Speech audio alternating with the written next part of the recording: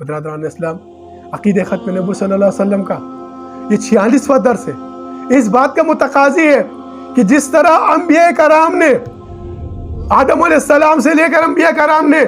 جس طریقے سے، جس راستے سے، جس صراط مستقیم سے اپنی امت کی رہنمائی کی، وہ امت کی رہنمائی کر کے ان کو بشارات دیتے رہے، اس امت کے اندر جتنی بھی چھوٹی بڑی خطائیں ہوتی تھی، گناہیں ہوتی تھی، اس کی وہ جو ہے نا ان کی اصلاح کرتے تھے، ساتھ میں ان کو بشارت دیتے تھے اللہ کی وحدانیت کا، حضرت محمد مصطفیٰ صلی اللہ علیہ وسلم کی آمد کا، کہ وہ آخری نبی پیدا ہوگا۔ جس طریقے سے موسیٰ علیہ السلام نے اپنے قوم کی جو تذلیل میں تھی، جو تضحیک میں تھی، جو انتہائی قسم پرسی کے عالم میں پڑی تھی، ایسے قوم کو وہ اس نے موسیٰ علیہ السلام نے بشارت دی، ان کو فضل من العالمین بتایا، اور بتایا ان کو کہ تمہارے بھائیوں میں سے ایک بھائی ہوگا جو آخری نبی ہوگا۔ عیسیٰ علیہ السلام نے بشارت دی، اسی لیے حضور نے فرمایا، اب آپ نے دیکھا ہوگا کہ ابراہیم علیہ السلام دعا کر رہے کعبۃ اللہ کے اندر، آپ نے فرمایا میں حضرت ابراہیم کی دعا اور عیسیٰ کی بشارت ہوں۔ تو تمام انبیاء کرام نے جس نبی کی بشارت دی،